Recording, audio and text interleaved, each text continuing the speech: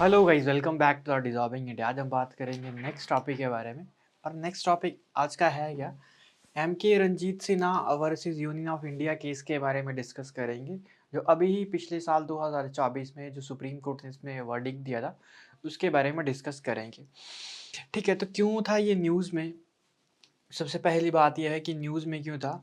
तो हमारे पास जो एम के जो रंजीत सिन्हा है वर्सेस यूनियन ऑफ इंडिया जो केस था, एक लैंडमार्क केस है in the Supreme Court of India that established the right to be free from the adverse effect of climate change. ठीक है, इसने एक नया फंडामेंटल राइट यहाँ पर जोड़ा था।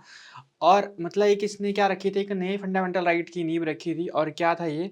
Right to be free from the adverse effect of climate change. ठीक है, ये क्लाइमेट चेंज के जो एडवर्स इफेक्ट होते हैं, ठीक है, क्लाइमेट चेंज की एडवर्स इफेक्ट से हमने क्या करना है, फ्री रखना है किसको? इंडिया के सिटीजन्स को। ठीक है, तो बोला क्या गया कि एक फंडामेंटल राइट को क्या करो, आप ज्वाइन करो। ठीक है, मतलब फंडामेंटल राइट में इस राइट को क्या करो, इंक्लूड करो। और ये जो केस था ये फाइल हुआ था 2019 में रंजीत सिन्हा के द्वारा, and the judgment delivered in the March 2024। ठीक है, और ये जजमेंट कब आई थी? 2024 में सुप्रीम कोर्ट ने इसके ऊपर अपनी जजमेंट दी थी। तो पहले अगर बात की जाए फंडामेंटल राइट्स के बारे में, ठीक है, कि फंडामेंटल राइट्स होते क्या हैं। तो फंडामेंटल राइट्स होते क्या हैं? आर द बेसिक जो फ्रीडम्स होती हैं, ठीक है, आर द बेसिक फ्रीडम्स। ठीक है, ये हैं क्या? बेसिक फ्रीडम्स हैं। ठीक है, that are guaranteed to all citizens by countries constitutions. ठीक है, जिनको क्या किया जाता है कंट्री के द्वारा, मतलब जो that are guaranteed to all citizens by a countries constitutions. ठीक है, जो भारत का जो संविधान है उसके द्वारा क्या किया जाता है, इनको गारंटीड किया जाता है। ठीक है, तो किस तरीके से फंडामेंटल राइट्स रहते हैं, पहले फंडामेंटल राइट्स के बारे में देख लेते हैं, एक रिवीजन। फिर उसके बाद हम डिस्कस करेंगे इस केस के बारे में। ठीक है, और तभी आपको ये केस का भी लगेगा पता। देखो, फंडामेंटल राइट्स और डीपीएसपी कॉम्प्लीमेंट्री एंड सप्लीमेंट्री होते हैं एक दूसरे के। फंडामेंटल राइट्स क्या करते हैं आपके पास? एक तो बेसिक फ्रीडम्स प्रोवाइड करते हैं, और डीपीएसपी आपके पास क्या प्रोवाइड करते हैं? डायरेक्शन प्रोवाइड करते हैं स्टेट को कि किस तरीके से स्टेट को चलाना है। ठीक है, तो फंडामेंटल राइट्स की अगर हम बात करें, ठीक है, फंडामेंटल राइट्स की अगर बात करें हिस्टोरिकल कॉन्टेक्स्ट के बारे में, तो फंडामेंटल राइट का जो कॉन्सेप्ट है वो हमने कौन से कॉन्स्टिट्यूशन से लिया? हमने ये लिया यूनाइटेड स्टेट ऑफ अमेरिका से। ठीक है, राइट्स हमने कहाँ से लिए? यूनाइटेड स्टेट ऑफ अमेरिका से। और हमने क्या किया इसको?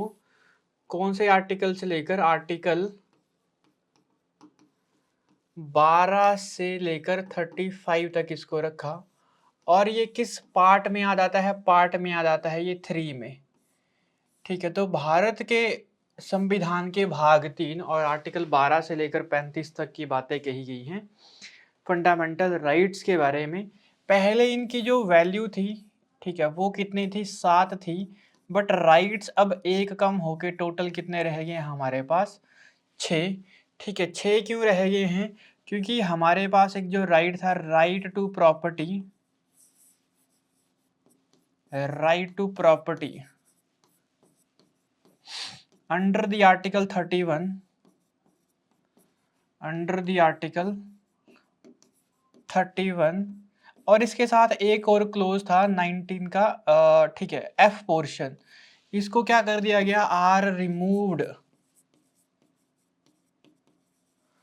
From the fundamental rights. ठीक है, इनको फंडामेंटल राइट से क्या कर दिया, मतलब इस 31 को कर दिया था, इस 19 को तो आपके पास इसका सब क्लोज था। ठीक है, मतलब इसी को ही डिफाइन करने के लिए तो आर्टिकल 31 को क्या कर दिया गया? Is removed from the fundamental rights. ठीक है, and included it into part, ठीक है, 12। पार्ट 12 में इसको इंक्लूड किया गया एज अ लीगल राइट के तरीके से। ठीक है, और इस आर्टिकल का नाम क्या रखा गया? Article 300A। ठीक है, इस राइट टू प्रॉपर्टी को क्या कर लिया था, अभी सुप्रीम कोर्ट का इसका जजमेंट भी आया हुआ है, ठीक है, उसको भी डिस्कस करेंगे 31C के मामले को।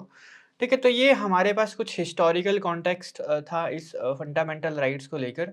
तो जो हमारे पास 6 फंडामेंटल राइट्स बचते हैं वो कौन कौन से हैं। पहला है राइट टू इक्वालिटी, ठीक है, जो किसके अंडर आता है, आर्टिकल 14 से लेकर 18 के बीच में। ठीक है, जो हमारे पास क्या है, जो 12 है और 13 है, आप सभी को ही पता है कि जो 13 है मतलब 12 तो डिफाइन करता है स्टेट को, और 13 क्या बोलता है कि अगर कोई भी ऐसा फंडामेंटल राइट्स जो आपके जो आपके जो फंडा कोई भी ऐसा लो, ठीक है, जो आपके फंडामेंटल राइट्स को क्या करे, ब्रीच करे, वो ऑटोमेटिकली क्या हो जाएगा, नलीफाई कर दिया जाएगा। और यही आपको पास जब सबसे ज़्यादा सबसे बड़ा इसका एग्जाम्पल बनता है किसका, जुडिशियल रिव्यू का। ठीक है, जुडिशियल रिव्यू का एक एग्जाम्पल ये बनता है, PIL बनते हैं। ठीक है, इस तरीके से आपने याद रखना है। उसके बाद हमारे पास क्या है, राइट टू फ्रीडम। ठीक है, राइट टू फ्रीडम जो कहाँ से लेकर कहाँ तक, 19 से लेकर 22 तक के बारे में बात कही गई है। उसके बाद राइट अगेंस्ट एक्सप्लॉइटेशन,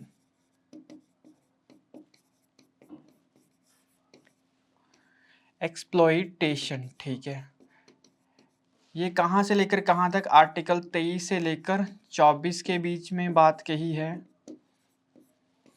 उसके बाद चौथा जो है हमारे पास राइट टू रिलीजन,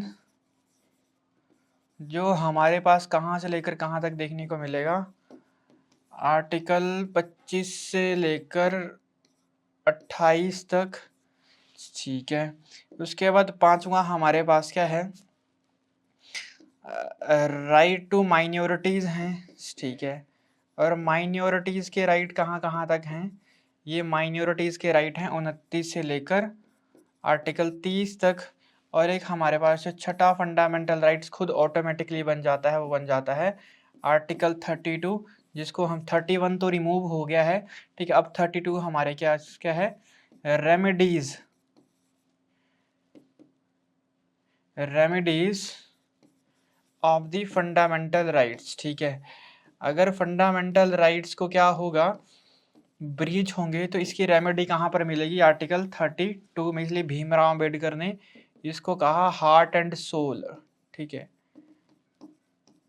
और अगर आपके पास ये हो जाए तो होता क्या है, इस रेमेडी के अकॉर्डिंग सुप्रीम कोर्ट, ठीक है, इसी आर्टिकल 32 के तहत 5 रिट जारी करता है, और हाई कोर्ट भी रिट जारी कर सकता है। ठीक है, और वो कर सकता है आर्टिकल 226 के तहत, वो भी 5 रिट जारी कर सकता है। दो ही के पास पावर होती है, सुप्रीम कोर्ट और हाई कोर्ट के पास, रिट को क्या करने की, जारी करने की। ठीक है, थोड़ा सा इसको और एक्सप्लेन करते हैं, रिवाइज करते हैं, फिर चलेंगे केस के ऊपर। ठीक है, आर्टिकल 14 की वहाँ पर बात हुई है, और आर्टिकल कौन से बात हुई है, आर्टिकल 21 की यहाँ पर बातें हुई हैं। ठीक है, इन दोनों आर्टिकल के बारे में बात हुई है इस केस में। तो पहले हम इस राइट टू इक्वालिटी को एक्सप्लेन कर लेते हैं। ठीक है, फिर उसके बाद हम चलेंगे नेक्स्ट के बारे में। तो देखो, राइट टू इक्वालिटी मैंने आपको बताया कहाँ से लेकर कहाँ तक है राइट टू इक्वालिटी। ये राइट टू इक्वालिटी है आर्टिकल, ठीक है, 14 से लेकर 18 के बीच में, जिसमें से सबसे पहले हमारे पास जो आर्टिकल आता है वो आता है आर्टिकल 14। ठीक है, ये आर्टिकल 14, यही आर्टिकल के बारे में बात हुई है इस केस में। ठीक है, तो ये याद रखना है। इस आर्टिकल का मतलब है क्या, right to equality before law. ठीक है, इसको हम बोलते हैं इक्वालिटी बिफोर लॉ, कि सबको क्या किया जाएगा, कानून के समक्ष बराबर का अधिकार दिया जाएगा, बराबर का जस्टिस मिलेगा, चाहे कोई IAS ऑफिसर है, कोई मंत्री है, या चाहे कोई नॉर्मल पर्सन है। आर्टिकल 15, आयुष्मान खुराना की मूवी आपने ज़रूर देखी होगी। यहाँ पर क्या बोला गया, राइट अगेंस्ट डिस्क्रिमिनेशंस। ठीक है, right against discrimination, right against discrimination, और कितने राइट्स हैं यहाँ पर? 5 हैं। ठीक है, कौन कौन से राइट अगेंस्ट डिस्क्रिमिनेशन? ठीक है, कौन कौन से हैं आपके पास? Race, caste, gender, place of birth. ठीक है, तो 1 2 3 4 और एक 5वां और बच गया। 1 2 3 4।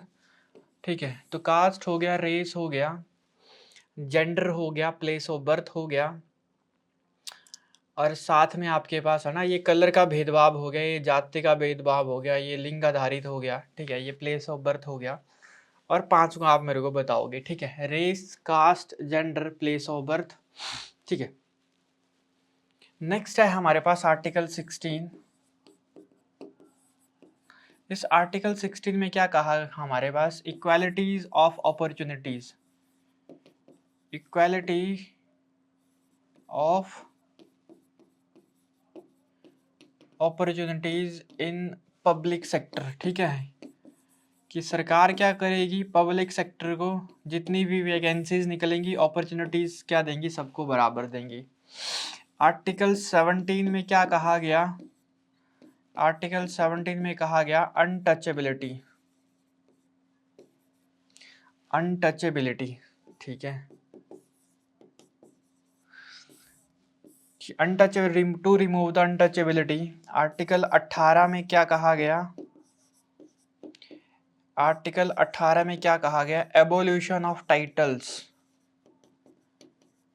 Abolition of title. कि टाइटल को आप क्या करो, ऐसे नहीं अपने नाम के आगे टाइटल लगा सकते हो। ठीक है, बट हाँ कुछ इसमें क्या है, सरकमस्टांसेस हैं।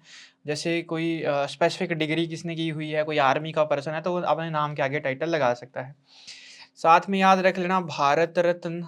ठीक है, भारत रत्न, यस, पद्मश्री, पद्म अवार्ड या सिविलियन अवार्ड जो होते हैं ये, ठीक है, या सिविल अवार्ड जो होते हैं, वो भी किसके अकॉर्डिंग दिए जाते हैं? इस आर्टिकल 18 के ही अंडर दिए जाते हैं। ये सारा का सारा है राइट टू इक्वालिटी। नेक्स्ट हम बात करें, ठीक है, ये राइट इक्वालिटी हो गया। अब नेक्स्ट है हमारे पास राइट टू फ्रीडम। ठीक है, कौन कौन से फ्रीडम है हमारे पास? तो ये जो बात करता है, ये बात करता है आर्टिकल 19 से लेकर 22 तक। ठीक है, 18 तक हो गया, 19 से लेकर 22 तक। तो देखो 19 के बारे में बात की जाए, आर्टिकल 19 के बारे में, तो आर्टिकल 19 खुद में ही आगे क्या है, सब क्लोज है, जिसमें आर्टिकल 19A में क्या कहा? Freedom of speech. ठीक है, बोलने का अधिकार। नेक्स्ट है हमारे पास आर्टिकल 19B, जिसमें क्या कहा गया? Freedom of assemble. ठीक है, फ्रीडम टू असेंबल। ठीक है, फ्रीडम टू असेंबल, कि आप कहीं भी क्या हो सकते हो, इकट्ठा हो सकते हो। उसके बाद आर्टिकल 19C में क्या बोला? Freedom to form association. ठीक है, आप एक एसोसिएशन बना सकते हो। ठीक है, freedom to assemble, but without आपके पास किसे, विदाउट जो हमारे पास वेपन्स। ठीक है, विदाउट वेपन्स। ठीक है, विदाउट वेपन्स आप कहीं भी इकट्ठा हो सकते हो। Freedom to form associations. ठीक है, नेक्स्ट है हमारे पास कि आप एसोसिएशन बना सकते हो। उसके बाद आर्टिकल 19D में क्या कहा आपके पास? Freedom to move, freedom to move in any place of India, in any place of India, but जहाँ पे इनर लाइन परमिट है। ठीक है, और बॉर्डर एरिया में जहाँ पर सिक्योर रीजन है, वहाँ पर कुछ इसके एक्सेप्शंस भी आती हैं। उसके बाद आर्टिकल ई के बारे में कहा, ठीक है, कि आप क्या कर सकते हो, आप क्या कर सकते हो, ठीक है, ठीक है, freedom to move in any place of India, जहाँ पर इनर लाइन परमिट नहीं है उसको छोड़ के एक्सेप्शंस जो हैं हमारे पास, ठीक है। अब इसमें क्या कहा, ठीक है, 19 में कि आप क्या कर सकते हो, राइट टू रेजिडेंस, ठीक है, कि आप वहाँ पे रह सकते हो। ये भी यहाँ पर भी इनर लाइन परमिट के क्या हैं, एक्सेप्शंस हैं। नेक्स्ट है हमारे पास आर्टिकल एफ को हटा दिया गया है, 19 जी को रखा हुआ है ना, इसको सही कर लेना। एफ को हटा दिया गया है, जी को हमारे पास अभी जी है। तो इसमें क्या कहा है, right to profession, right to profession in any place of India, कि आप किसी भी प्लेस में जाकर क्या कर सकते हो, right to profession in any place of India, कि किसी भी प्लेस में जाकर अपना प्रोफेशन आप कर सकते हो, बिजनेस कर सकते हो, नौकरी कर सकते हो, ठीक है। बट हाँ, फिर भी यही एक्सेप्शन इनर लाइन परमिट वाला आ जाता है।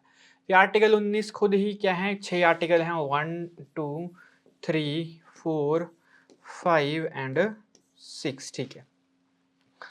उसके बाद हमारे पास जो बात होती है वो होती है आर्टिकल 20 के बारे में, ठीक है। तो इसको हम यहाँ से इरेज कर देते हैं। अब आर्टिकल 20 में क्या कहा गया, ठीक है, इसमें क्या कहा गया, प्रोटेक्शन इन रिस्पेक्ट फॉर, ठीक है, protection in respect for conviction of offence, ठीक है, protection in respect for conviction of offence, ठीक है। कुछ ऑफेंस के मामले यहाँ पर देखे जाते हैं, protection in respect of conviction of offence, ठीक है। उसके बाद आर्टिकल 21, ठीक है, इसी की बात हुई है। यहाँ पर क्या कहा गया, personal life and liberty, right to personal life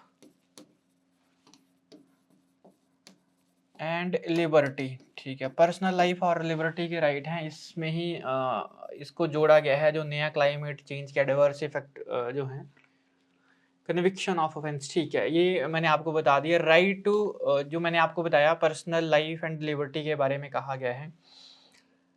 और लास्ट में हमारे पास इसका बचता है आर्टिकल 22, ठीक है। अब आर्टिकल 22 में जो हमारे पास इक्वालिटी और फ्रीडम का जो है, ठीक है,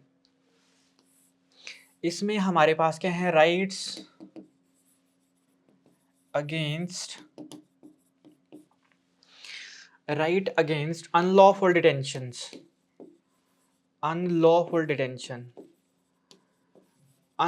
डिटेंशन, जब किसी बंदे को डिटेंशन, ठीक है, जब किसी बंदे को अनलॉफुल तरीके से डिटेन कर लिया जाता है, उसी में कुछ हमारे पास राइट्स यहाँ पर देखने को मिलते हैं। अब ये हो गया हमारे पास 19 से लेकर 22 तक। अब हमारे पास है right against exploitation,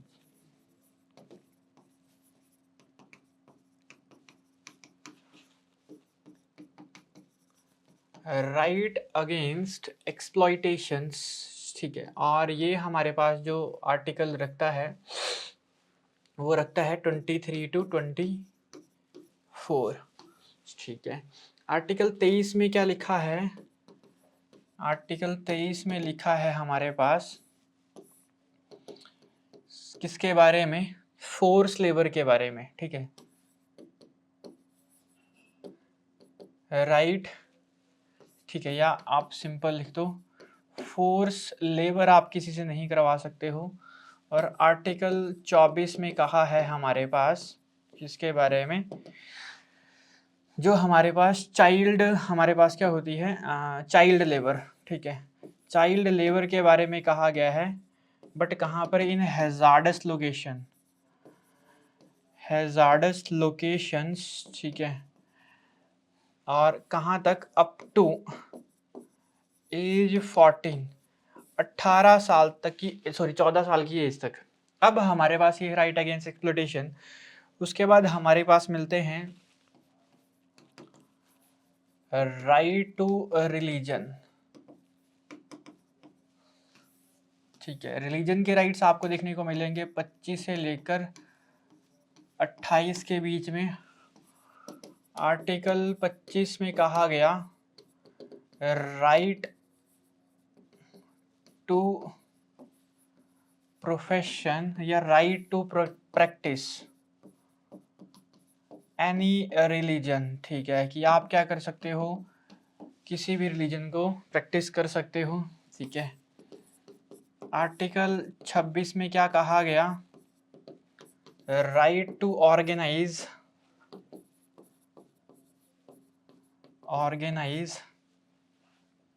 religion festival. आप रिलीजन फेस्टिवल को ऑर्गेनाइज कर सकते हो। आर्टिकल 27 में क्या कहा गया, right to practice any religion without tax. ठीक है, तो यहाँ पर कहा गया कि आपको किसी भी तरीके का टैक्स नहीं देना है। आर्टिकल 28 में क्या कहा गया हमारे पास, आर्टिकल 28 में जो बातें हुई वो हुई, अटेंड कर सकते हो ना, टू अटेंड द रिलीजियन या रिलीजियस फेस्टिवल्स। ठीक है, आप अटेंड कर सकते हो रिलीजियस फेस्टिवल को, ये कहा गया 28 में, right to attend the religious festival. अब उसके बाद हमारे पास क्या बचा, उसके बाद हमारे पास जो बचा वो बचा आर्टिकल 29 से लेकर 30 तक, और इसको हम कहते हैं राइट टू माइनॉरिटीज। माइनॉरिटीज के राइट्स हैं जो कहाँ से लेकर कहाँ तक, 29 से लेकर 30 तक हैं। ठीक है, अब ये 29 क्या बोलता है, आर्टिकल 29 बोलता है कि आप क्या कर सकते हो, प्रोटेक्शन ऑफ माइनॉरिटीज। ठीक है,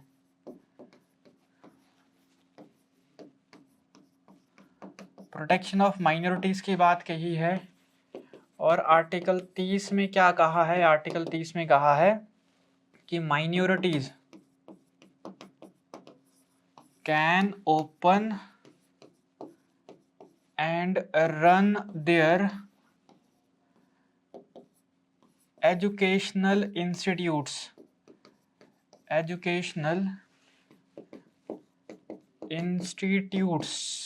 ठीक है, आर्टिकल 31 को हुआ क्या था, ठीक है, ये 30 तक हो गए। आर्टिकल 31 एंड 19 का एफ पोर्शन क्या कर दिया गया था, रिमूव कर दिया गया था through the 44th amendment act 1978। ठीक है, 31 और 19 एफ को रिमूव कर दिया गया था 44वें संविधान संशोधन 1978 के द्वारा। और लास्ट हमारे पास जो राइट बचता है वो बचता है। तो अब हम बात करते हैं आर्टिकल 32 के बारे में। और आर्टिकल 32 मैंने आपको क्या बताया, आर्टिकल 32 है क्या, remedies of the fundamental rights, fundamental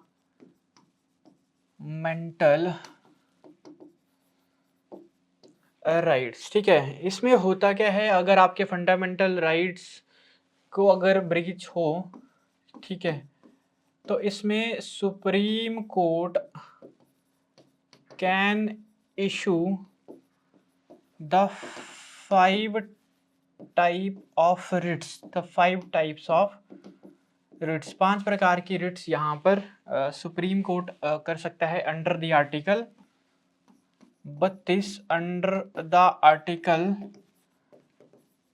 32, and High Court can also issue the 5 types of writs under the article 2 to 6। ठीक है, तो यहाँ पर मैं साइड में लिख देता हूँ कि हाई कोर्ट भी क्या कर सकता है, रिट को इशू कर सकता है आर्टिकल 226 के तहत। देखो 5 टाइप की रिट्स कौन कौन सी होती हैं, जो 5 टाइप की जो रिट्स आपको देखने को मिलती हैं वो कौन कौन सी देखने को मिलती हैं। पहली हमें कौन सी देखने को मिलती है, habeas corpus.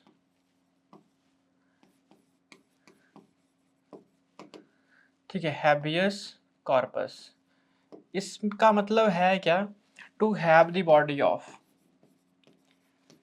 To have the body of, ठीक है, मतलब ये सुप्रीम कोर्ट या High Court, this writ issued by the court against unlawful detention. Unlawful detention जब होती है तो उसी केस में इसको क्या किया जाता है, लाया जाता है। दूसरा है हमारे पास मैंडेमस। मैंडेमस का मतलब होता है क्या है, वी कमांड। इसको कब लॉन्च किया जाता है, when public official, when public official, when public officials denied, when public official deny to do his duty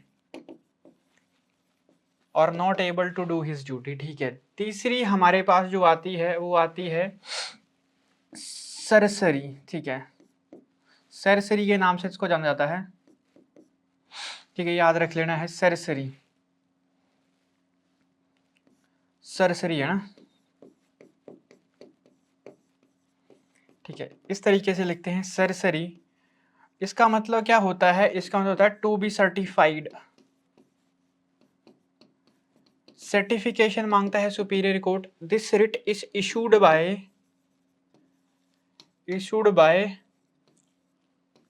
superior court, superior court के द्वारा इसको क्या किया जाता है, इशू किया जाता है, issued by superior court, superior court to quash their judgment, to quash their judgment, to quash their judgment और ट्रांसफर द केस, और ट्रांसफर द केस, ठीक है। चौथी हमारे पास जो आती है वो आती है प्रोहिबिशन, ठीक है, प्रोहिबिशन। इसमें क्या कहा जाता है, इसका मतलब होता है टू फॉरबिड, ठीक है, issued by superior court to stop their judgment, है ना, issued by superior court to lower court for stopping their जज, for stopping the particular case या फॉर द पर्टिकुलर जजमेंट। उसके बाद ना लास्ट हमारे पास जो बचती है वो बचती है मैंडेमस, सॉरी आपके पास क्यू वारंटो, क्यू वारंटो, ठीक है। क्यू वारंटो का मतलब होता क्या है कि बाय व्हाट अथॉरिटी ऑफ, ठीक है, when private, when private person, when private persons, ठीक है, take, when private person take public official seat, ठीक है, where he has no any rights, ठीक है। तो इस तरीके से जब उसके पास कोई राइट्स नहीं होता है तो पब्लिक ऑफिशियल में बैठ जाता है, तो उस केस में ये 5 टाइप की रिट्स यहाँ पर जारी की जाती है। अब हमारे पास चलते हैं केस की तरफ। मैंने आपको बताया आर्टिकल 14 और 21 में, ठीक है। तो हम ये तो पढ़ चुके हैं कि न्यूज़ में क्या था, अब केस क्या था, ठीक है, फंडामेंटल राइट्स सारे के सारे रिवाइज हो चुके हैं। अब केस देखो, केस था क्या, केस था कि केस जो फिल किया था वो किया था MK रंजीत सिन्हा झाला करके थे, ठीक है, former chairman of the wild life trust of India. और इन्होंने क्या कहा कि the case was about the impact of power lines on the great Indian bustard, ठीक है, GIB, मतलब जो लाइनें बिछाते हैं, ठीक है, सरकार क्या कर रही थी, लाइनें बिछा रही थी कहाँ पे, जो आपके पास जो सोलर प्रोजेक्ट और जो ये रिन्यूएबल सोर्स ऑफ एनर्जी के जो प्रोजेक्ट लग रहे थे राजस्थान वाली साइड में, तो वहां पर ना एयर में, हवा में तारे लगा रही थी इलेक्ट्रिसिटी को पास करने के लिए। तो उससे हो क्या रहा था कि ये जो ग्रेट इंडियन वर्ड बस्टर्ड जो थे, ठीक है, एक प्रकार का एक पक्षी है, ठीक है, चिड़िया जिसको कहते हैं ग्रेट इंडियन बस्टर्ड, एक हाईली एंडेंजर्ड स्पीसीज में ये आती है। तो MK रंजीत सिन्हा ने क्या कहा कि इस ग्रेट इंडियन बस्टर्ड को हमने क्या करना है, प्रोटेक्ट करना है। तो इन सारी की सारी इलेक्ट्रिसिटी की जो लाइन्स हैं इनको क्या कर दो, आप बिछाना बंद कर दो और सरकार को ऑर्डर दो कि आप ये जो इलेक्ट्रिसिटी की लाइन्स हैं वो क्या करो, अंडरग्राउंड लेके जाओ। तो ये केस कंसीडर्ड हुआ और इसी केस की जो आपके this also considered the impact of the climate change on the human right, ठीक है। यही केस 2019 में फ़िल होता है और कहा जाता है, सरकार के द्वारा जवाब दिया जाता है कि हाँ, हम तो ऐसा कर लें, बट हमारी रिन्यूएबल एनर्जी सोर्सेज़ बहुत महँगे हो जाएँगे और हमारे जितने भी पेरिस एग्रीमेंट है और भी हमने जो एग्रीमेंट किए हुए हैं, वो सारे के सारे सस्टेनेबल गोल जो हमारे पास हैं, जो 2030 तक हमने कंप्लीट करने हैं, उनको क्या करना है, हमने अचीव करना है। तो एक ग्रेट इंडियन बस्टर्ड को बचाने के लिए उन हम सारे के सारे गोल्स को, रिन्यूएबल एनर्जी को पीछे नहीं छोड़ सकते हैं। तो अब यही केस जो हमारे पास सुप्रीम कोर्ट का फिर 2024 में एक फैसला आता है कि हाँ ठीक है, क्या करो आप, इसमें क्या करो, ठीक है, कि आप एक मतलब ग्रेट इंडियन बस्टर्ड को बचाना तो क्या है, ज़रूरी है ही है, बट लोगों का ना इन्वायरमेंट भी ज़रूरी है, मतलब ये जो क्लाइमेट के जो इफ़ेक्ट पड़ रहे हैं, ठीक है, ये भी ज़रूरी हैं। ठीक है, जो आपके पास मैंने आपको बताया कि क्लाइमेट से रिलेटेड रिन्यूएबल एनर्जी सोर्सेज़ से रिलेटेड जो बातें कर रही है सरकार, ठीक है, तो सुप्रीम कोर्ट ने कहा हाँ, ये भी ज़रूरी है। तो इस जजमेंट में हमारे लिए जो इम्पोर्टेंट आया, ये जजमेंट में इस्टैब्लिश हुआ, राइट टू लाइफ में आर्टिकल 21 में and right to equality article 14 में include the right to be free from the adverse effect of climate change. ठीक है, कि क्या हमारे पास होना चाहिए, एक लोगों के पास राइट होने चाहिए कि free from the adverse effects of climate change, कि हम क्या करें इस एडवर्स इफेक्ट से, ठीक है, free from adverse effect of the climate change, ठीक है, free from adverse effect of climate change. तो एक फंडामेंटल राइट्स को जोड़ने की यहाँ पर बात हुई आर्टिकल 14 और 21 के under. Judgment also directed that transmission line in the area should be placed underground, ठीक है, कि हाँ अंडरग्राउंड तो आप लगाओ, ठीक है, शुड बी प्लेस क्या होनी चाहिए, अंडरग्राउंड होनी चाहिए, बट साथ साथ में एक आर्टिकल की नींव रखी, adverse effect of climate change से लोगों को बचाना है, ये भी सही बात है। और जजमेंट ने इम्फेसाइज किया the importance of considering the right of affected communities such as the right against displacement. ठीक है, नेक्स्ट है हमारे पास कि what are the implications of the judgment. The judgment is a significant step in expanding the understanding of human rights and climate change in India. ठीक है, इसने एक आपके पास ह्यूमन राइट्स और क्लाइमेट चेंज से जो एडवर्स इफेक्ट्स जो देखने को मिल रहे हैं, उसमें उसमें इस जजमेंट में ये चीज़ें देखने को मिली। और judgment is also part of the global trend of courts addressing climate related issue dispute. और इसमें ये बातें भी देखी गई कि इंडिया किस तरीके से क्लाइमेट रिलेटेड डिस्प्यूट जो चल रहे हैं या ग्लोबल ट्रेंड जो क्लाइमेट जिससे हम डील कर रहे हैं एग्रीमेंट, वो भी यहाँ पर बातें हुई थी। ठीक है, तो बस ये टॉपिक है क्या कि आर्टिकल 14 और 21 में भी मार्च 2024 में जो रंजीत सिन्हा जी का केस था वर्सेस यूनियन ऑफ इंडिया, इसमें क्या कहा गया कि आर्टिकल 21 और 14 में आप क्या करो, सुप्रीम कोर्ट के द्वारा एक कमेटी बनाई गई, ठीक है, कि आप क्या करो, एक फंडामेंटल राइट्स को और ऐड करो। ठीक है, तो ये बातें अभी अभी बिल वगैरह के अकॉर्डिंग जैसे होगा, ठीक है, वो नेक्स्ट फर्दर प्रोसीडिंग जैसे भी होगी वो हम आपको अपडेट दे देंगे। ठीक है, तो आज का सेशन रखते हैं इतना ही, मिलेंगे नेक्स्ट सेशन में, तब तक के लिए थैंक यू।